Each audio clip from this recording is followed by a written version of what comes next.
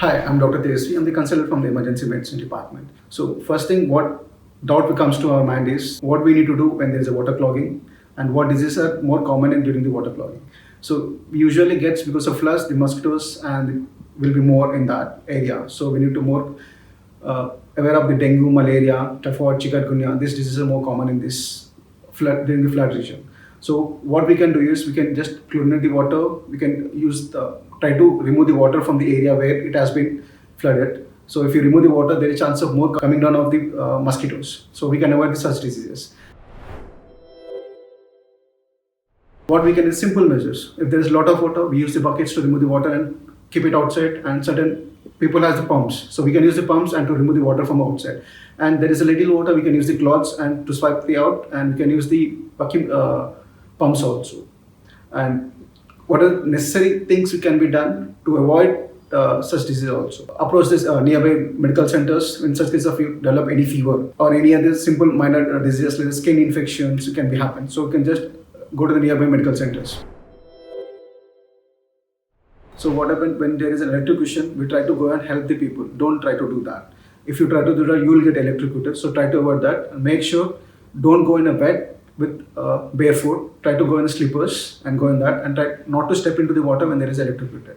Try to avoid that. And if there is any fall, any trauma happen like that, sometimes there is tree will be falling due to floods and it fall on us. So we need to help them. So try to pull out from the air and pull them out from the water. Take it to the non-water area and try to remove the water from them. And sometimes they might be unresponsive, there might be no pulse. So we need to have some basic skills like basic life support need to be done. Try to do chest CPR. So in such cases, when you do CPR, we can save the person's life. And some person will be conscious in that they'll put in the left lateral position, not to do anything, and call for the help. Always call for help. That will be more important step for always any patients in drowning, electrocution, as well as any trauma.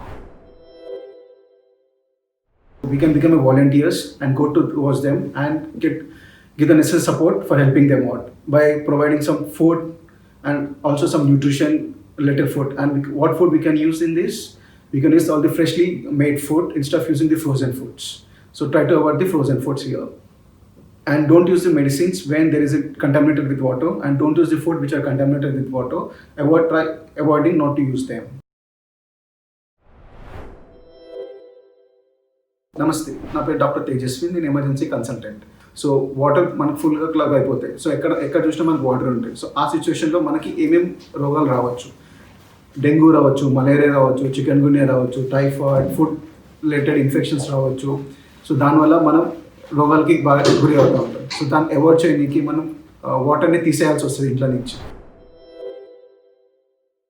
Pumps use చేసుకోవచ్చు, buckets ద్వారా water తీసేసి బయట నాలలో divert చేసుకోవాలి. Lane create చేసేసుకొని దాని నుంచి water బయటకి పంపించడానికి ట్రై చేయాలి.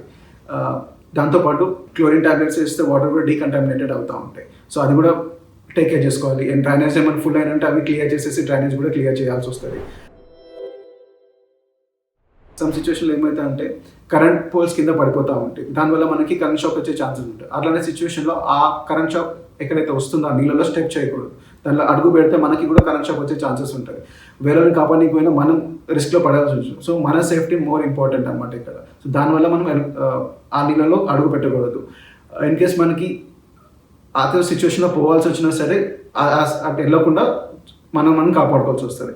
ఇంకొన్నిసార్లు సిచ్యువేషన్ ఏంటంటే మనకి చెట్లు మీద పడతా ఉంటాయి. ఆ చెట్ల మీద పడ్డప్పుడు ఏమంటుంది వాళ్ళని మనం ఆ చెట్టు తీసేసి ఒకరి వల్ల కాకపోతే నలుగురు హెల్ప్ తీసుకొని ఎప్పుడైనా హెల్ప్ కాల్ చేసుకొని వాళ్ళని అడిగి మనం చెట్టు తీసేసి వాళ్ళని పక్క తీసుకొని వాళ్ళని అసెస్ చేయాల్సి వస్తుంది. వాళ్ళు ఎలా ఉన్నారు, వాళ్ళకి రెస్పాన్స్ అవుతున్నారా లేరా అని చెప్పేసి అసెస్ చేయాల్సి వస్తుంది. మళ్ళీ దానిలో నీళ్ళలో మునిగిపోతూ ఉంటారు కొందరు. దానివల్ల కొందరికి స్విమ్మింగ్ రాకపోవడం, నీళ్ళలో ఎక్కువ అవ్వడం కాకపోవడం, వాళ్ళకి నీళ్ళు మింగడం ద్వారా కార్డియాక్ అరెస్ట్ అయ్యే ఛాన్సెస్ ఉంటుంది, హార్ట్ ఆగిపోవడం. సో అలాంటి సిచ్యువేషన్ ఉంటే వాళ్ళని నీళ్ళ సైడ్ తీసుకెళ్ళి వాళ్ళ సిపిఆర్ చేయాల్సి వస్తుంది. అది బేసిక్ లైఫ్ సపోర్ట్ అంటారు. కార్డియోపల్మనరీ రెసిస్టేట్ చేస్తే ఏమైందంటే ఛాతీ మర్దనం చేస్తారు, అప్పుడు హార్ట్ రీస్టార్ట్ అయ్యే ఛాన్సెస్ ఉంటుంది.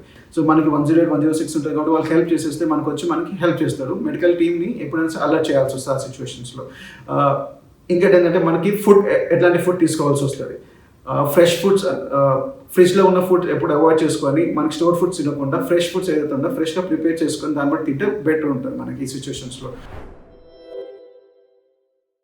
ఫ్లడ్ సిచ్యువేషన్ లేకుండా మనం వేరే దగ్గర ఉన్నప్పుడు ఎక్కడైతే ఫ్లడ్స్ ఉన్నాయో మనకు హెల్ప్ చేయగలిగే ఉద్దేశం ఉండాలి. అక్కడికి వెళ్ళి వాలంటీర్గా మనం యాక్ట్ చేసేసుకొని వాళ్ళ ఫ్లడ్స్ ఉన్న సిచ్యువేషన్స్ ఎవాక్యుయేట్ చేసి బయటకు తీసుకొచ్చి వాళ్ళకి హెల్ప్ చేస్తూ ఉండాలి.